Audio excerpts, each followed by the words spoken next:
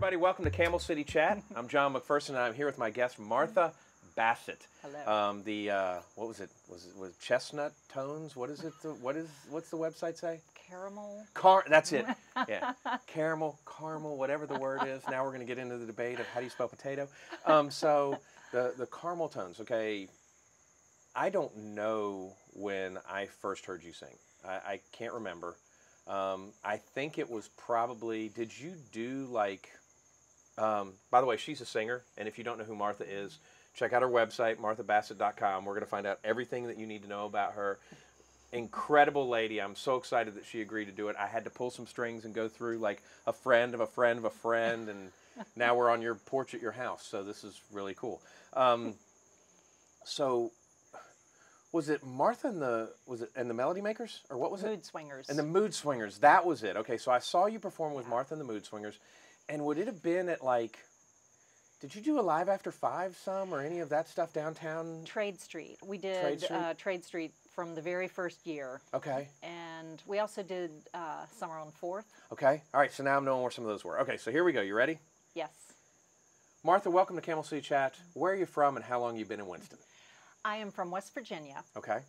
And I've been in the Triad since 1988. I came to Greensboro for grad school. We're sorry about that. Sorry. Oh, no, sorry. All right, where'd you go? UNCG. Okay. All right. Yes. And I'm assuming grad school was construction and not singing or something. What was it? It was singing. That's awesome. So you got a degree from there in singing in grad school. Yes. And what drew you? I mean, we could both sing a tune, and everyone would understand why I am not getting my graduate degree in singing. When did you discover you were a singer?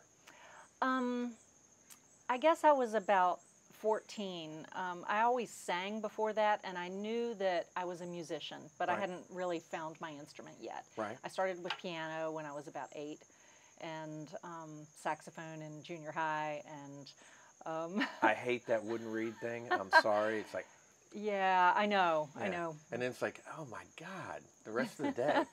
So it is interesting, and I know that because I've been around theater people. It truly is an instrument. People don't realize I mean, honestly, I think you put more care into the vocal instrument than you do the reed instrument. You dry it out, you put it back in the box, make sure. Whereas in, you have a performance tonight, I'm assuming you're not going to want to drink any milk with us for the day, or what are the things, Correct. those type of things? Well, singing is very athletic. Right. If you're dehydrated, that's going to affect your voice. I don't like milk, but you know, everybody responds differently, just like we all do. Right. So if milk makes you gunky, then you don't want to drink milk before you perform. But I just had yogurt for breakfast. But don't do an interview before you sing either, too, right? So I'm going to get a call tomorrow, and it's going to be like, oh my gosh, I'm never doing that again. So where are you from? How long you been here? We got that. Then, what is your favorite place to eat around Winston? That's really hard to say because there are so many, and there are new places that have opened up since the pandemic that I haven't tried yet. Right. And I used to eat out almost all my meals, and when the pandemic hit, I stopped eating out like everybody else. But I'm kind of in the groove of cooking, so I get a produce box from Fair Share Farm every Saturday, and that's so exciting to me. But let me see. Where's the last place you guys went out to eat? Earl's. Earl's. It was delicious. That chicken sandwich, holy that's what cow. I had. And the last time I went, which was about a week ago, I had the burger, and it was amazing. Have you been to Stabler? Where do we want to get the Nashville hot chicken? What's the... Cranky's. Yes, I have had that chicken sandwich as well. Holy cow, the chicken biscuit on like a Sunday morning. Oh my so good. Gosh. And I swear I think it's a whole chicken. I mean, it is big. huge. It's big. The bun is this big and the chicken is that big. The fried dipped chicken up on Acadia. Slappy's. That's kind of my favorite chicken. So I've been by there a couple times and they weren't open. Are they back open now? I don't know. I heard that they were closed for some reason, and I'm hoping it's not permanent. So Correct. I don't and that know. Monstercade next door is interesting. I haven't been in there. I need to stop in there, but every time It's I think good. about it, all right, they have been a supporter in the sense of liking stuff and things like that, and they've got just an eclectic group of things. But Right. you know, with a 6-year-old, Right. now 7, with a 7-year-old and a 97-year-old, I kind of don't do the group things. Right. I mean, I'm sad to say this is the worst thing possible. I had season tickets to Appalachian, and Oh. I sent them back up to them so they could use them, and because I'm good. I know my kid's good, but I don't know who's sitting next to me. Right. And, you know, you just Yeah. got to be careful now. Yeah. So, but so you actually didn't dodge the question, which I was worried you might, because, you know, you do perform at different venues and they have food. So then, you know, besides where we are right now, what's one of your, I mean, what do you guys do? What do you like to do, you know, around Winston-Salem? I've just discovered Joiner's Bar. I really like All right. Joiner's, so I've gone there about once a week at Now, least. and Joiners is located right on that the corner, corner right? of Burke and 4th Street. Right. So just up from the old lighthouse. Yeah. What's where you go get 4th the fried? Street filling 4th station. Street filling station, of course, and then what's Moselle's? Moselle's. Yeah. So yeah, I've seen that a couple Another times. great restaurant. A Love great. Moselle's. Yep. And you know, we had Adam on last week, and he was at 4th Street. The lady that owns Moselle's is a former realtor. Jennifer. Yes, Yes. she's real cool. I need to get her on sometime soon too.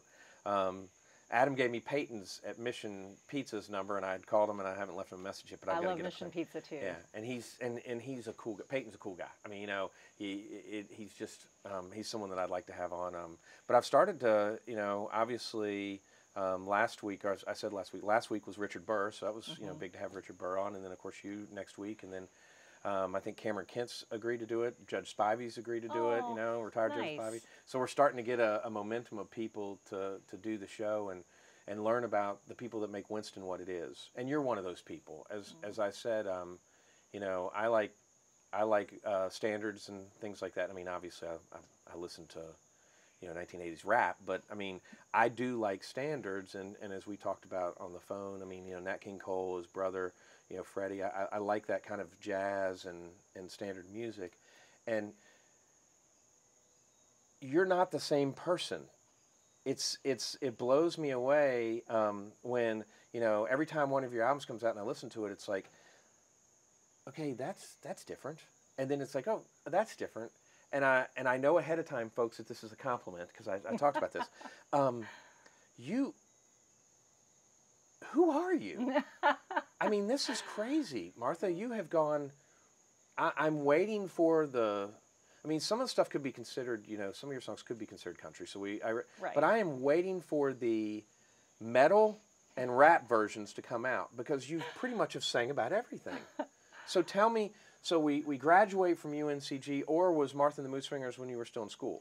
No, actually, I was just about to turn 30 when the Mood Swingers started. So all of the music before the age of 30 was classical music. Okay. And that's kind of when I found my voice when I was a kid. And I just fell in love, and I loved the process of working on my instrument. And so I studied voice at University of Kentucky and came here. I really loved German lieder and art song in general, more than opera, although I did some opera.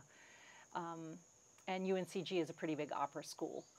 So my intention was to come here and go back to maybe Louisville, Kentucky, because I had a lot of friends there after grad school. But I got planted here. This is a really great place to be. Why? Why? This is where I wanted to catch you. Okay. And it's because you had the world as you had tuned your instrument, etc. Why did you choose Winston? I want people to understand your love of our town. So tell us. Okay. Well, it started when I was about 24, 25. I was a member of the Bel Canto Company, which is a professional chorus in Greensboro. And David Pegg is the director of Bel Canto, or was the director of Bel Canto, and he became the director of music at Centenary Methodist. And so he hired. There's the connection. Yes, there's the connection. Okay. Centenary brought me to Winston, and for the first 3 or 4 years, I commuted from Greensboro.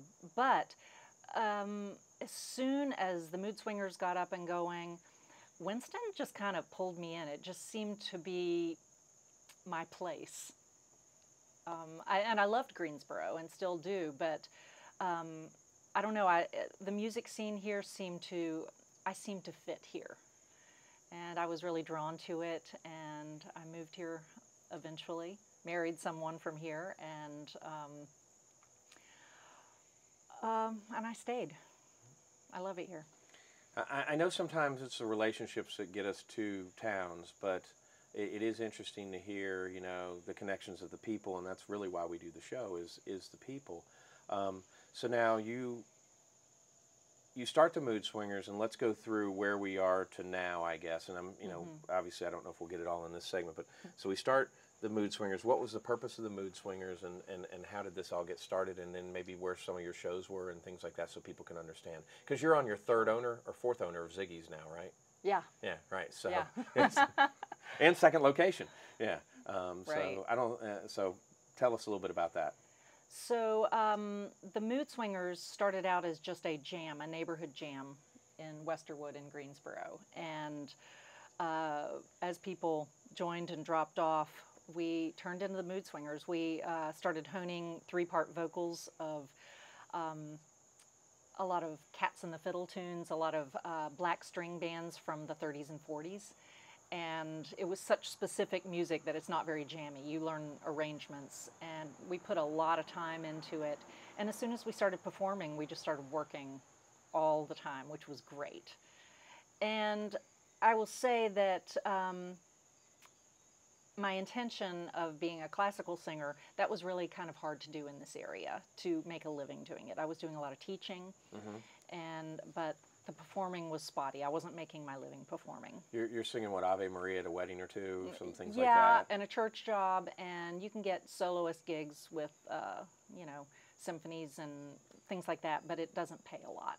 Right. We were in Boone about 2 weeks ago and went to Casa Rustica, and one of the guys from the School of Music, two of the guys from School of Music go in there on Thursday nights and jam and get tips and stuff like that. I mean, that's Right. That's great for probably a retirement type of thing, but I mean, you're wanting to make a living here. Right. And so what I think people need to realize that aren't from here, and this is where I'm going to scare you, is they don't realize, where did you perform? Like 3 places? I mean, so we had Ziggy's. You had some places over in Greensboro. Where else would you?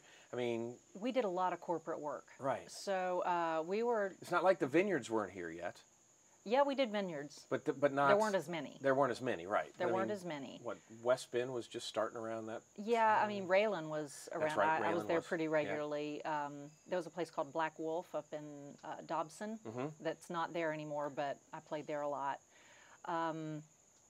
I didn't do a ton of, I mean, my first gig was at Tate Street Coffee. Okay. And we played all the park venues, and there were a lot of park series in other towns all around. Right, yeah. So all the downtown, you know, Summerall and Fourth, Summerall and Trade, those, there, where Lucky 32 used to be on Stratford, there was a Thursday night concert series there throughout the summer. I played there a lot. Yep, in that, yep, I remember the that. courtyard, music Yep, in the courtyard. Yep, right there behind Schiffman's, I think it is. Yeah. Yep. Yeah. All right, yeah. And then, you know, you might perform at a country club or something like that, or different Yeah, if it was like a wedding, or we didn't do a lot of just straight up country club gigs, but we would play at places like Grove Park Inn, and you know, wherever there was a conference, and we'd come in and. And who booked you? Me. I knew that. What is that like? All right, so, I mean, you're sitting, you got a phone, people are calling, leaving a message or whatever, a little email occasionally. How tell me about the booking process then as Martha and the Mood Swingers. It kind of took care of itself. We sort of blew up right out of the gate. And so it was really just managing the calls that were coming in. I didn't do a lot of marketing. Okay, so you weren't calling and making the, hey, can we play there this weekend type of calls? Not really. Not really. Must be nice. I know. But you know, we had a very interesting thing and the swing movement was just starting, and we didn't, that was a really happy accident. We weren't doing the nouveau swing, but we were doing swing, and we're kind of unaware of what was happening with the hip people. So And there we were. Was that Manhattan Transfer kind of time, or they had already come and Yeah, gone like a little bit, right? it's come and gone. It was Yeah. more like Brian Setzer Right, and Stray Big Cats. Bad Voodoo Daddy. Yep, right. And, Yep, okay, yeah. I couldn't remember if it was then or that, because when Stray Cats came out, I mean that was big stuff. Yeah. Yeah. Because you and I are about the same age, so Right. we can name every song that Yes. we both listen to. I want to go now from Martha and the Mood Swingers to how long that went on, and then where we go next. But guess what? What? Check out Martha's website online, marthabassett.com. We'll be right back with more Camel City Chat. Hey everybody, welcome back to Camel City Chat. I'm here with Martha Bassett, the Carmel alto, right? Yes. I read it. See, look at that. The Carmel alto of Winston-Salem. Martha has been performing in this area since the 80s, and as I told her beforehand, I'm a fanboy, so we're going to talk a little bit more about where she is. And, we've talked about Martha and the Melody Makers. Mood Swingers. Mood Swingers, excuse me. I keep doing that. Martha and the Mood Swingers. Hey, new next band. But where did you go? I mean, how long did that band last? It was over a decade, and it's been quite a while since we've played. So I guess maybe 12, 15 years we were fairly active. So you guys could still now get together if you needed to. Probably, Yeah. probably. Like we got to have some reunion. We would have to dust it off, but we right, could do it. I wouldn't dust off your instrument. That'd be kind of weird. But what happened after after you guys kind of slowed things down? Well, in the middle of the Mood Swingers, I started playing bass in an old-time band called the Butterbeans. All right, I don't know about this. Tell me about these Butterbeans. We were never big, but we had a lot of fun. And that was my first experience playing bass. And from there, yes, upright. Wow. All right. So then I started backing up some singer-songwriters like Bruce Pioff. And it was a great experience. And I wanted to start an Americana band. And I, at first, tried it leading on bass, and it was a little hard to do. I had bought a guitar when I was in my early 30s, but I really didn't know how to play well. So I was trying to figure out how to play guitar. You're making me mad now. You're making me mad now, because I know you play guitar and you play bass. It's like, oh, I just picked it up this same. I worked hard. I didn't just pick it up. I had to work hard because I was not a child when I started. Right. And you do have to put in very regular practice. I will say this to everybody who is. Let me see your fingers. Oh yeah, there. Okay. I've got. Okay. All right. Okay. I've got good. Okay. Good calluses. Just checking. Just checking. Yeah. Notice how soft mine are. Yeah. So you play the guitar now, right? So the Americana band, you said, just didn't. What happened? It just took me a little while to get started on that, and songwriting was new to me, so I wrote some songs. And see, you're jumping on all these things. I have ADD. I want to go down each one of these paths. I'm staying straight, folks. I'm staying straight. So I want to talk about your playing instruments. I want to talk about your songwriting, but it's just incredible that yeah, I did this, I did that. I mean, what was the next band then? It was just called Martha Bassett. Okay. And it has gone through many iterations. I guess the first one that really got some traction, I worked with several School of the Arts grads, and they were fresh out of school. So Justin Poindexter was on guitar, Nate Scott was on upright bass, Joe Huntermark came through the band, Terry Lonergan on drums. So I had some really good players, and we played festivals around the area, Shakori. I got to play Merle Fest. That was a little bit before that band, unfortunately. I didn't have... What'd you think of Merle Fest? Because it's like this weekend. I know. Yeah. Pat is playing there right now. My partner Pat is playing there right now. All right, you spoiled that. Okay, we'll have to come back to that one too. So now we got to go. I'm getting out the piece of paper to write this stuff down. So when did you play Merle Fest? It was at least 15 years ago. Okay. I've been several times. I played the gospel Sunday morning thing. All right. Saw Steve Martin there. Yeah. The greatest joke of all time is the guy that comes out and says, I guess he's in Alison Krauss's band, and Steve? is he the one that sings for Steep George Canyon, Clooney? Steep Canyon Rangers is what Steve Martin. No. For so Alison Krauss was playing, and one of her singers is like Dan Tominski. Is he so in Oh Brother Where Art Thou? Is he the one that I think his sings voice. his right? Yeah. His voice. So that's the whole thing, and so he's getcha. basically what happens is he goes home and he says, "Honey," he says, "you're never gonna believe what happened." She says, "What's that?" She says, "Well, they've asked me to sing in a movie." She goes, "Oh, well, that's great." And she says, "I'm going to be George Clooney's voice."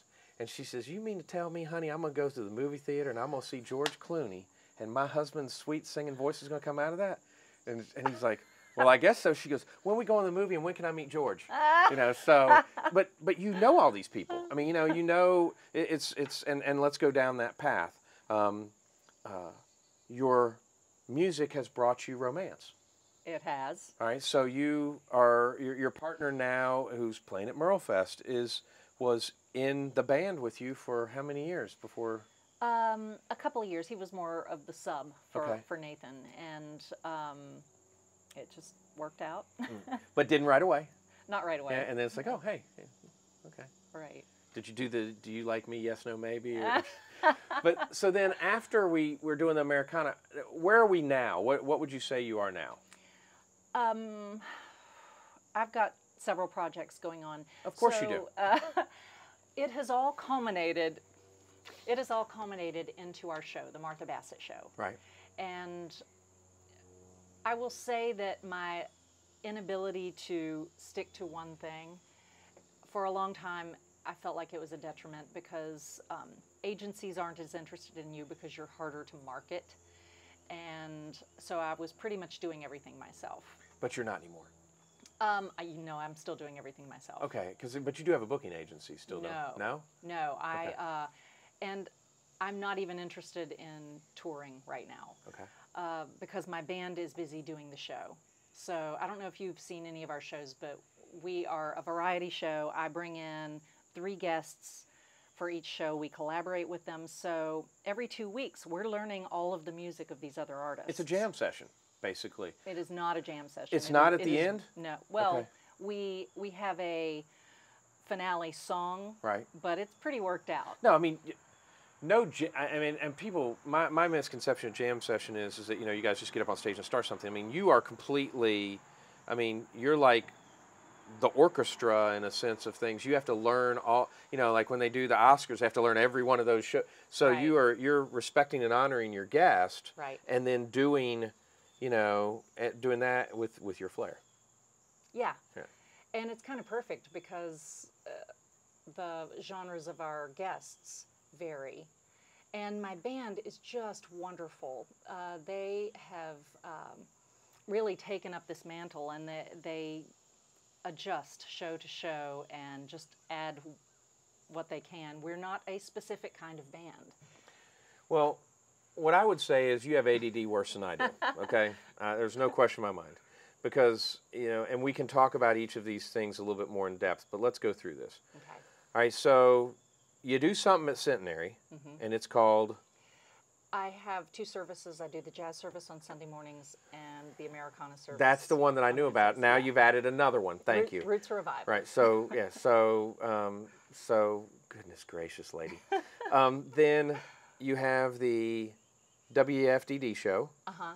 Okay. So that is the same as the Martha Bassett Show. Right. You just record it and then they play it? No, we record it. Pat takes the 2.5-hour show. He edits it to an hour. And so it's a produced show. Yeah.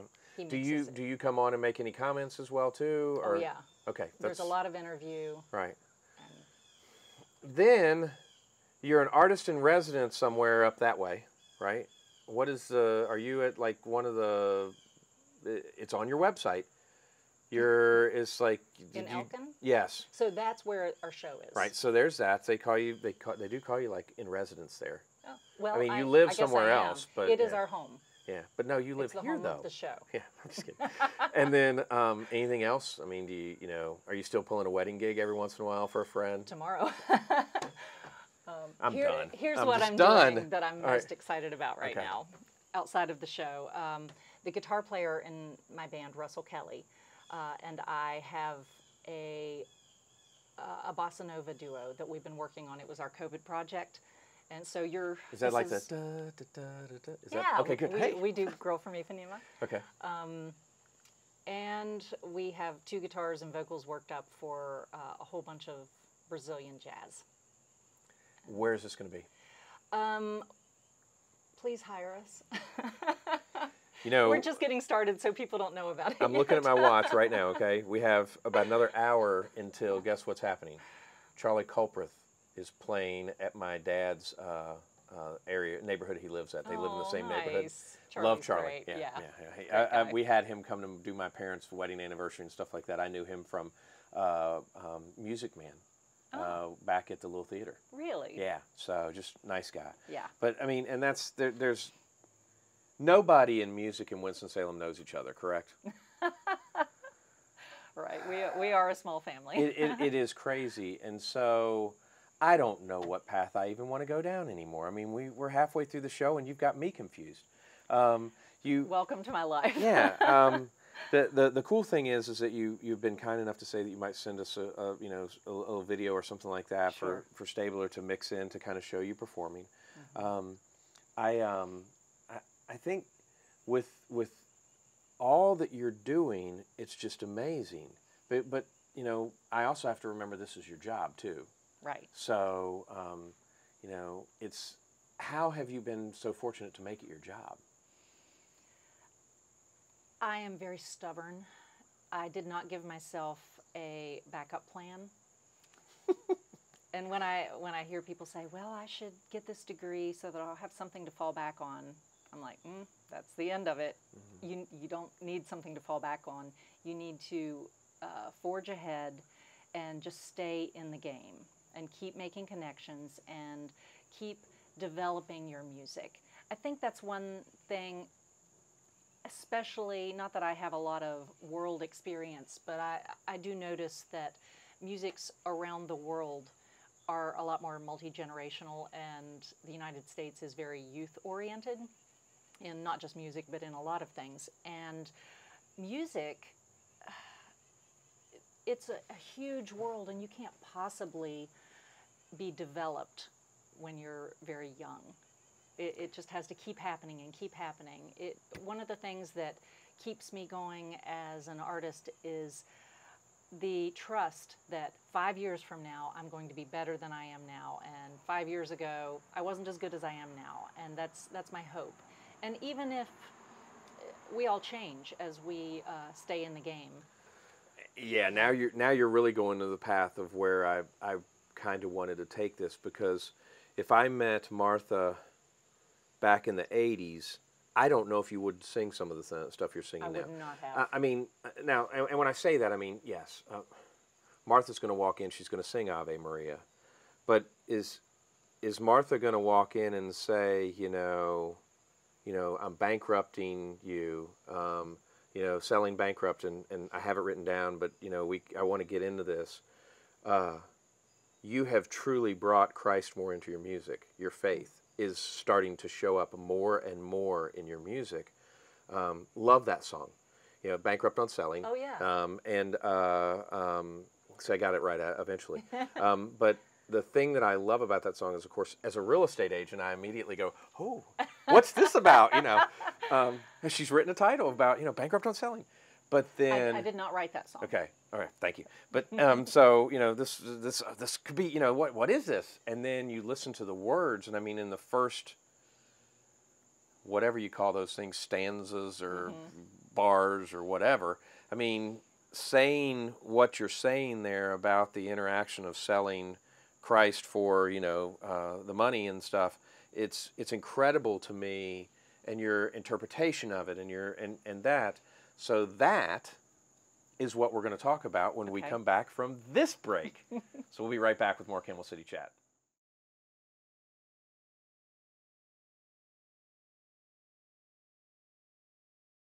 Welcome back to Camel City Chat. I'm here with Martha Bassett, and I got my notes out this time. So I was going to kid with you and say, oh, by the way, on Sinner's Prayer, you sang rain, but then the rain stopped.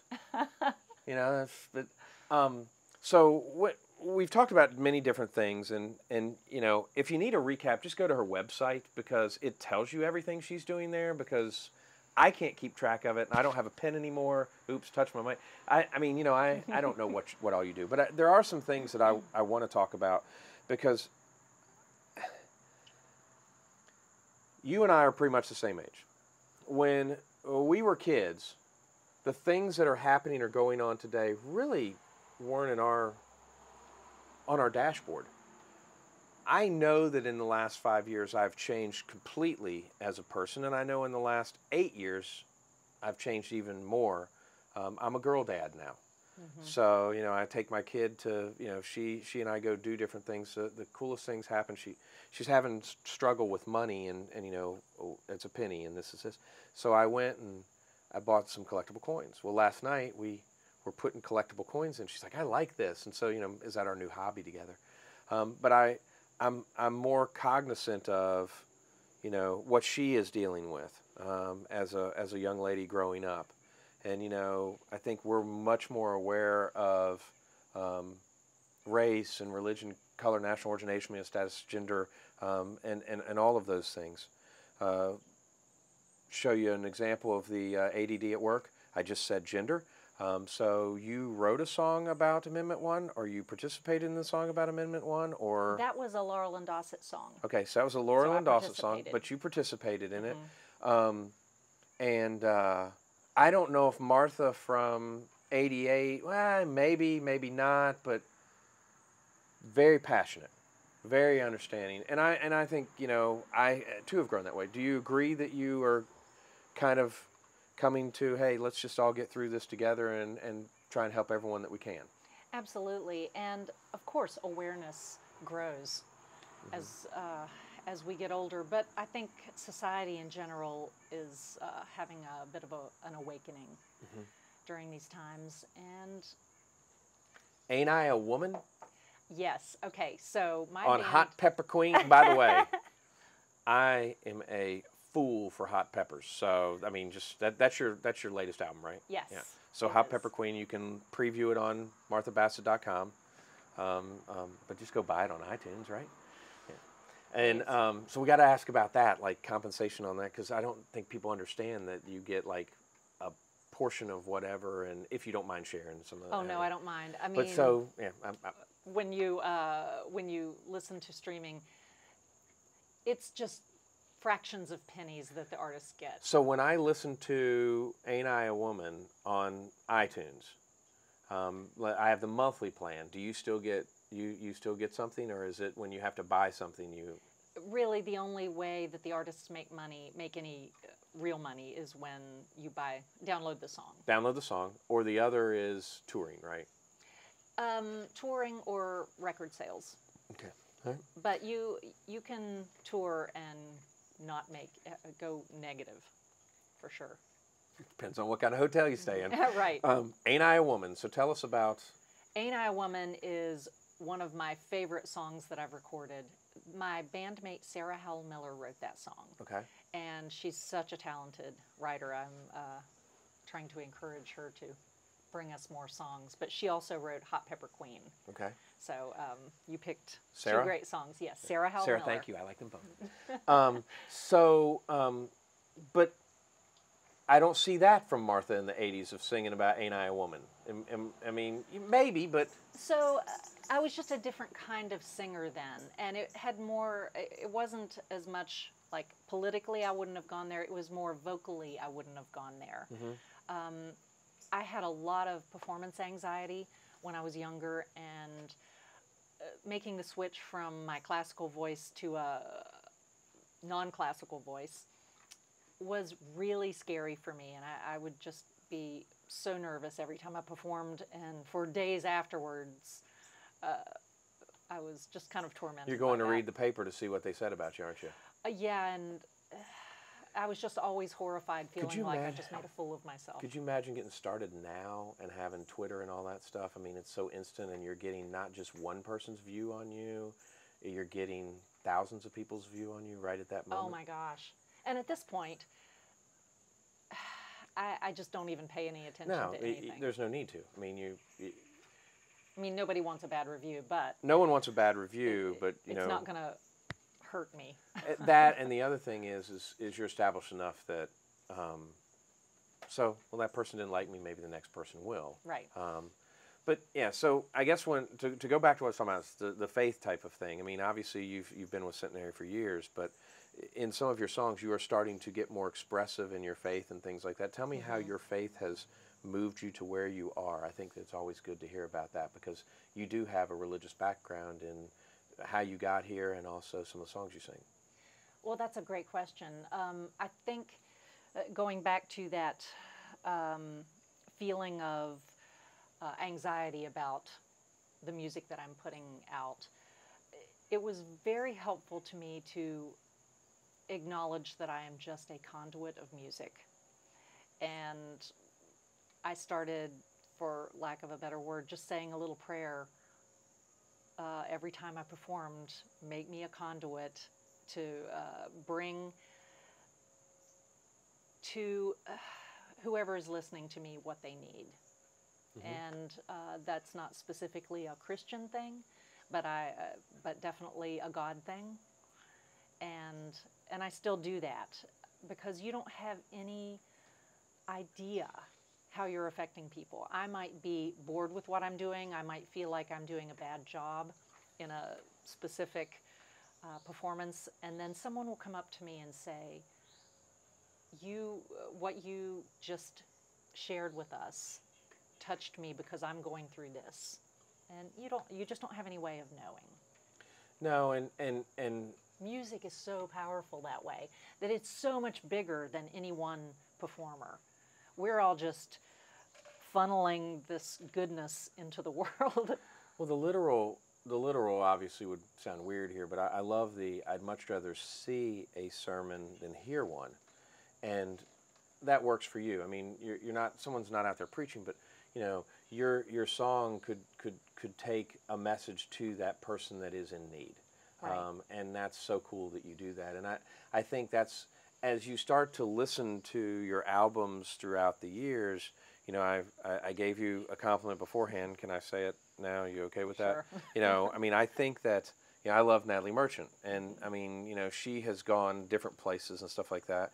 And I think there are times where you remind me in some of your songs of her, which you took as a compliment. But I mean, are there other? Who do you listen to? Who do you like to hear sing? It really runs the gamut. I am more attracted to female singers, but there are also a lot of I have to male admit, I am singers. too. And I'm sorry, but yeah. It's I think I like the storyteller song, and it seems that the females do that more than the male singers. I will say that the one singer that I think, there are two, that affected me most as a singer that I listen to, I might not sound like them, but my phrasing is probably more affected by them, is Linda Ronstadt and Cass Elliot. Okay. Yeah. I think they're both wonderful singers, so yeah. They're both big singers, and yeah. I tend to be a bigger singer. Yeah. So we talked about the faith thing. We talked about we've talked about kind of influences, things like that. What about you're on WFDD now? How did something like that happen? Okay, so when Pat and I started the Martha Bassett Show 4 years ago, we're almost at the end of our 4th season. It was our goal from the beginning to be like an old-time radio show, sort of like Prairie Home, but not as expansive. They've got a lot more than music in theirs. A couple characters. Yeah, exactly. Which we're not against. We just haven't been able to get quite there. So we wanted to be a radio show all this time, and we just kept saying, hey, we're over here if you're interested. And last year during the pandemic, they reached out and said, we'd love to add you to our programming. And we had been developing podcasts, so we had something to show them of what we were doing. It wasn't just the live show. And really, that's Pat Lawrence who does all of that production. He takes the raw materials of the show and turns it into a radio show and a podcast, and he's really developed that skill and is masterful at it. just this year, we added on WUTC out of Chattanooga. And my main goal now is to just syndicate as much as we possibly can. I really want to take our show, which features the music of North Carolina, as well as guests that come through the area, all over the country. I feel like we have something special here musically, our collective style, even cross-genre. There's something really special about North Carolina music, and we need to get it out to everybody. So people understand that. Tell me more about North Carolina music, because I mean, you know, if you go to Merle Fest, you know a little bit about, you know, how blessed we were to have Doc Watson in our own state, and his son Merle, and I mean, so tell us about North Carolina music and what's drawn you to that. Well, that's a good example right there. Doc Watson's guitar style has influenced so many people in this area. Young Presley Barker, he was, I think, 7 years old when he started listening to Doc Watson, and he's been on the Grand Ole Opry now. He's a recurring person on our show. Mm-hmm. The Piedmont Blues you just find threads of that through almost everything that you hear, even the pop music in mm-hmm. North Carolina. And pop music here has a different sound than it would from other places. Are we going to say we got now NC pop, like K-pop or something like that? Think about Ben Folds and that sound. Mm-hmm. Snooze. Hey, don't forget his brother too now. That's right. Right. I mean, you know, we got.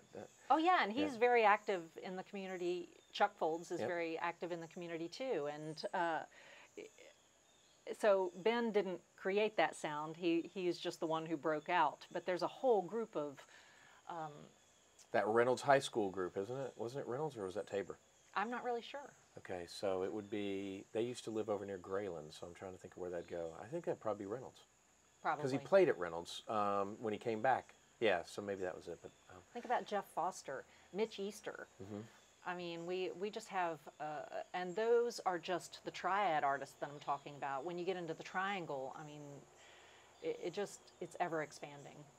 Yeah, it is interesting. I had a friend of mine that lived, you know, down the street from the Folds, and it was like, you know, we went there for Christmas, and kids are just playing on the piano. I mean, it's like, it's just we are very blessed, and being the city of arts and innovation. I mean, mm-hmm. well, how much is, you know, you said German like in the first segment. You said German. Did Old Salem and any of that stuff play into some of your music at any point? Not really. When you study voice in college, you learn Italian, German, French, and Latin. Mm-hmm. So I've never worked for a Moravian church. I've worked for a Methodist church, and I don't have personally a deep connection with that music. However, in Winston-Salem in general, a lot of people do. So I'm sure that. Yeah. What about School of the Arts? So have you done a lot of stuff with them? Now you've talked about this. You know, you're grabbing these people right as they're coming out of school. I'm like sitting wait. I'm like, are you out front going, hey, come on, let's go do a show. But I mean, has that been another thing that has, you think, influenced North Carolina music? Absolutely, absolutely. We have so many people. I mean, think about the size of Winston-Salem and how much is going on here culturally. School of the Arts is a big part of that. Plus, we have Winston-Salem State, we have Wake Forest, I mean, Salem. Mm-hmm. There's a lot of... Carolina University now. Yeah. Carolina University Changed their now. name, yeah. That's right. You know, I went over there, and I'm going to get someone from there on. You don't realize how big that school is online. Hmm. They do a lot of online work with, I think, with foreign students. It's crazy. Wow. So, yeah, now... I wanna now let's get into Winston-Salem. So we've talked a lot about you. We're gonna take our last break and then come back and start talking about, you know, where Winston was when you started. What do you like about things? You know, the worst question I ask, of course, is what you want to be remembered for. And then I get to ask the hard questions like, what's the favorite song you wrote? So start thinking about this. And what is your favorite song you've ever sung? Okay? Oh. We'll be right back with more Camel Sea Chat. Welcome back to Camel Sea Chat. I'm here with Martha Bassett, and I've stumped her. I have stumped her, unless it's like, is it like got a bad word in it or something? Which, by the way, you curse in a song. I do. Okay, I love singing that song. Yeah. Yeah, that's, which one was that? Is that Rain or is Revenge. that a... No, you curse in another one. I think you curse in either Bankrupted Selling or Rain. Not Rain. You curse in Bankrupted Selling maybe then. A little. Yeah, that's not a little. Revenge has a bigger one. Oh, really? Oh, I got to go listen to this when we're done. So we've stumped you in that you don't know what your favorite song is. All right, so let's do this. Is Ave Maria one of the most wonderful songs to sing? Is it too hard? Is it like the national anthem? Is it something that... It's not one of my. It's never been one of my favorites. Because it's forced, isn't it? It's a beautiful song. No, I'm talking about it's forced in. It's like, why does everyone want to hear the same song? Now, what about the Bossa Nova hit, The Lady from Whatever? I mean, that's a fun one to sing, isn't it? It is. Okay, so right now I'm... see, now we're getting... She's cheating on the question. I said, what's your favorite song to sing right now? Well, that's it. Whatever I'm working on at the moment is usually my favorite. Okay. So I'm super into bossa novas right now. I'm working on, I'm not ready on it, but I'm working on a song called Fotografia. Okay. And that's a bossa nova song? It's a bossa nova I could see that being good. It's great. Yeah. I also love Chega de Saudade. That's probably my favorite right now. Yeah, bless you, I think. I'm going to have you write these names down so I can like go see what they sound like. So we've talked a little bit about where Martha was, where she's gone. We've talked about, different things. This is about Winston as well, too. And, you came here, you stayed here, and, both you and your partner have settled here now, and you live in a great neighborhood, I mean, you're thinking about painting the color of the house. We've got that picked out. Yeah. Your neighbors mow their yard occasionally. Yes. You didn't tell them how important this. I'm just kidding.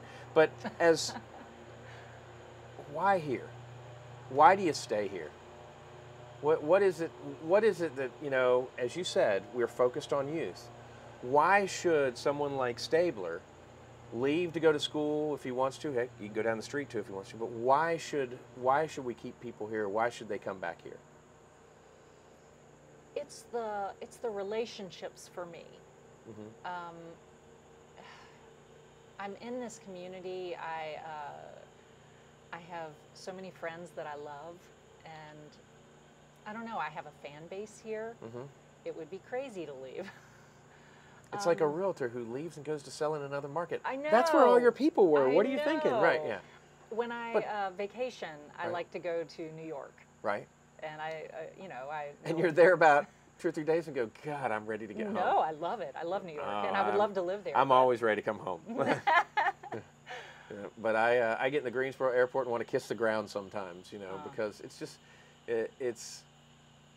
home is such a feeling, and this is home. It really is.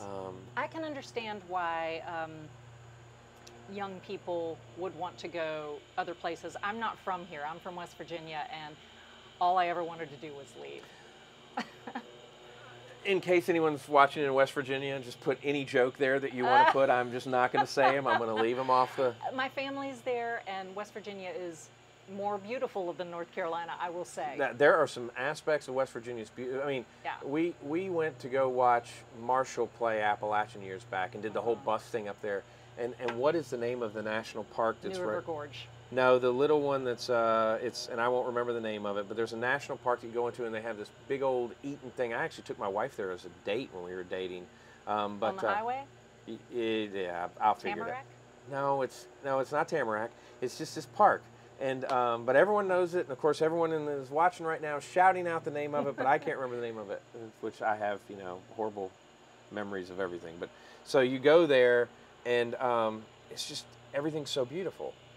We're fortunate in the western part of the state, and and they're doing stuff in Winston. My wife used to hate to drive through what's now the Salem Parkway, and they've done some good work there. Oh yeah, it's beautiful. Yeah, it's getting close. So, what do we want to watch for with Martha? Because obviously, so tonight obviously someone cannot come see the show because this is airing in 2 weeks. because we'd already recorded Richard Burr, so he's airing this week, and then you're, I mean, he's airing next week, and then you're the week after. So thinking of October, what's coming up for you? My season finale. When will this air? Oh, goodness gracious. Stabler, what's 2 Wednesdays? What's that date? Huh? He's looking for the date. Okay. I have a couple of big things coming up All in right, good. October. So it's, huh? It'll air September 29th. Oh, good. Okay, That's so perfect. So yeah. So first of all, go to MarthaBassett.com, and it's 2 T's and 2 S's. Yes. All right. So MarthaBassett.com, and you can see some of this stuff. But now, sell us. Okay. October 2nd. Okay. I am coordinating a full day of music for a festival downtown in Bailey Park Okay. called Ideas City. Idea City, October 2nd in Bailey Park. Yes. We can go get a beer at Yeah. Incendiary They will and have, Michael Gina Forno. they'll and- have food trucks, Okay. beverages. Ideas City is a collaboration between, it started with Wake Forest University and the new museum out of New York. Okay. And Ideas City from the new museum, they choose usually a large city from around the world every year. And last year it was Winston-Salem. Of course, we were canceled because of Right. COVID. So we've been working on this for a couple of years now. It's a huge honor that Winston-Salem was chosen to present Ideas City.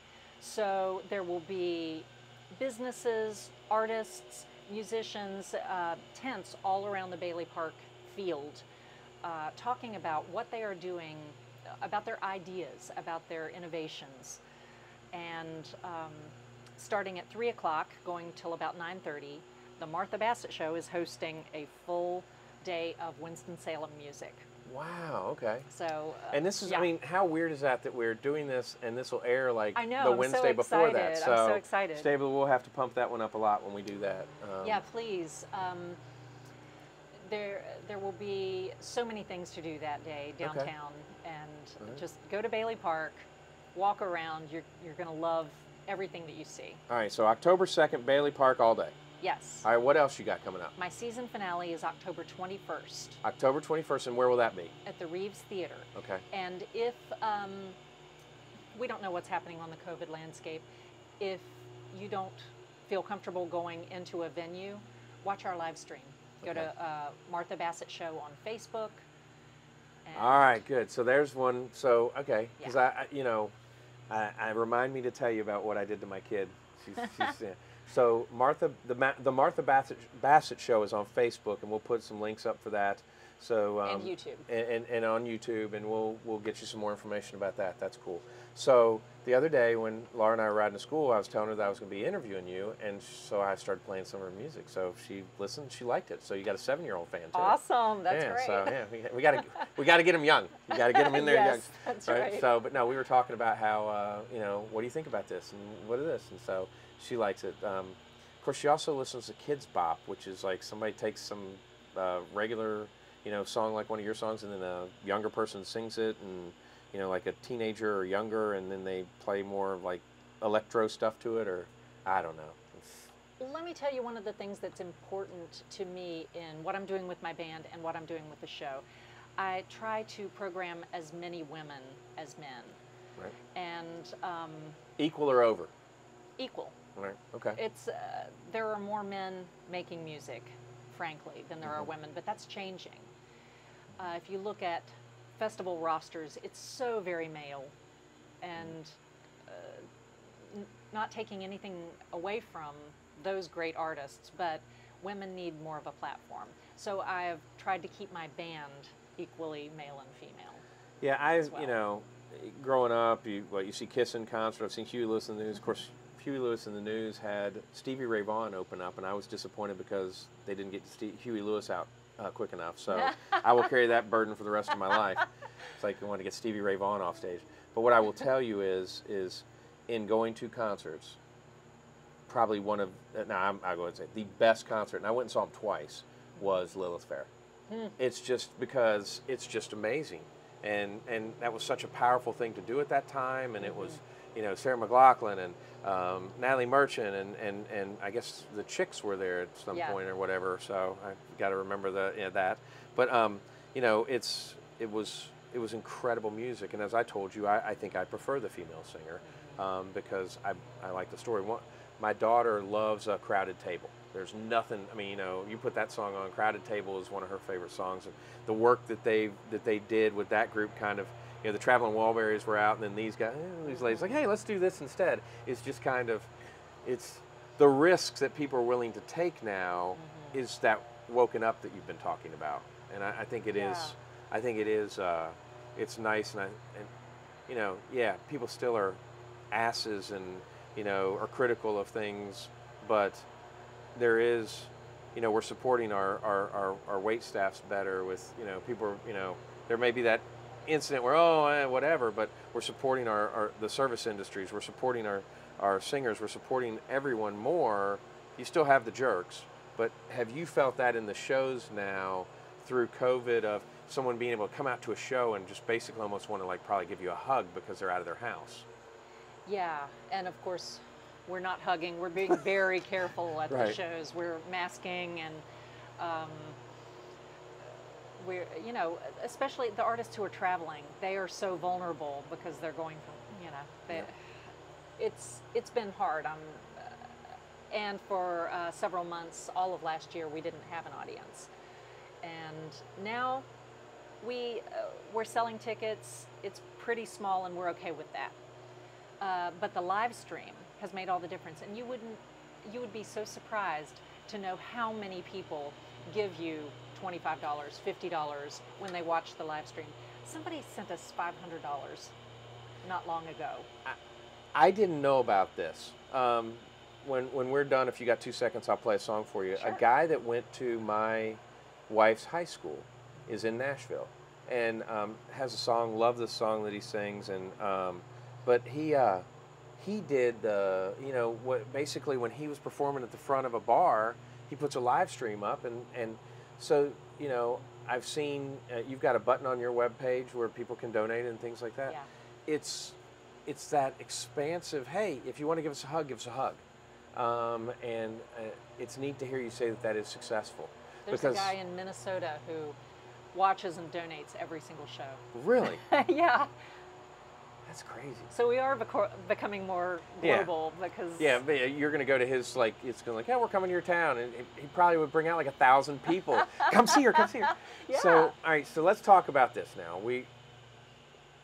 Downtown Winston was a little different when Martha got up there with the Mood Swingers and started singing. Notice I didn't say it wrong this time. So, what do you think about what's going on? I love downtown Winston. Is it not crazy? Yes, it's fantastic. Yeah. And I loved it back in the late 90s. I mean, I loved playing at the Garage. What better place to play than the Garage? The Garage, And of yes. course we have Ramcat now, but Right. but back then a lot of people would be like, oh, I don't know, I'm a little afraid to go downtown to see music. And I never found downtown Winston to be scary. As long as you were there before 4 o'clock, yeah. No, I know, no. I know. But no, and you know, as we talked about, Ziggy's was over in on Deacon Boulevard. Then of course, oh my gosh, where'd it go? But you probably played Blind Tiger at some point or yeah. over there. I mean, there weren't that many Right. venues, but It's just exploded. There's so much going on downtown, and that whole group of artists that started the Arts District on Trade Street, they're to thank for this. They just what downtown revitalization has done for Winston-Salem is economically huge. yeah. and we did it without a river downtown. You know, Yes. they talked about, what was it? They covered up the tracks. Then they were talking about putting the tracks back for the streetcar. Then they did, you know, the thing I love about here is we'll try something, you know, and I don't know, you know, it was just last week, but I guess it just dropped on Tuesday. I don't know if you had a chance to see it. Adam Andrews is going into Crafted. Great. And it's going to be a new restaurant. It's going to be something pine. It could be Twisted Pine. I keep telling them to call it LL Pine, you know, long leaf. But so, you know, he's going to have an outdoor area there to eat and things. And, you know, so that's now, 3-4 places that he has downtown that he's doing. You've Right. got did you ever think that you could go downtown, you go 6th and Vine, you can go to, you know, over to Mission Pizza. I mean, all these great places. I mean, I can't remember what the number is, but I mean, it's getting, is it almost 80 or 100 places that are downtown restaurants that you Wow, need I to? didn't realize there were that Yeah, many. I've got to figure, I've got to get it again from Jason Theo, but I mean, there are a bunch of places to eat downtown Yeah, that you don't think of. Finnegan's. Because, yeah, well, and I mean, Opie, got to get him on the show. Right. But with Earl's, I mean, the profane, as we said, not of the temple, just think that that's a place to go listen to music. But they got great food. The food is really good. All right, Martha. He's given me the signal, so here it comes. What does Martha Bassett want to be remembered for? Okay, I want to be remembered for, I want my music to really reach people, to touch people. I don't feel like I'm the best musician in the world. I'm not the most different in this way or that, but I want my music to be personally received and touch people. I think that's a great goal. I always say, you know, no one cares how much you know until they know how much you care. You know a lot because you care a lot. Thank you for being an ambassador of our town. My 'Cause you are. pleasure. And- Thank you and- very much. And I think you'll be remembered for your caramel alto. But no, thanks for So doing the be show. it. Yeah, no, I mean, you're a great singer, and as I've proven a little fanboy here, I think. And I look forward to seeing you soon. I want to get Laura out to see a show, and but thanks for what you do, and thanks for who you are. Thank you very cool. much. Thanks. You've seen it, folks. There's Martha Bassett. She has shared a whole bunch of things that we'll put in here so you can learn about and get to. Make sure to check out the October 2nd event and the October 21st events that she has coming up. And we'll be back next week with more. I didn't say. Go ahead. Idea City is free. Idea City's free, and you know what? You cued me to something. Don't forget to check out Smitty's Notes. That's right, Jeff Smith, the sponsor of our show, smittysnotes.com. Idea City's free, October 2nd, and we appreciate y'all for being a friend of our show. Like, subscribe, etc. Thanks for watching Camel Sea Chat.